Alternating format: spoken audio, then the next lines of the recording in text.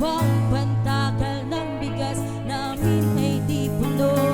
Ang dingding ng bahay namin ay pinagtagpi-tagping yero. Sa gabi ay sobrang init na, lumuto na ng yelo. Dati kayang ihim, pang ilagay sa inaw, may pinakulong tubig sa lumang taoring muli-muli. Gamit lang pang gatong na inanod lamang sa estero na nagsisilbing kusina sa umaga sa aming banyo. Ang aking dinayang may kayaman, isang kaldero na nagagamit lamang pag aking amay may sweldo. Pero kulang pa rin, kulang na tuyong kasi ang 50 pesos na maghapon pagkakasyahin. Di ko alam kung talagang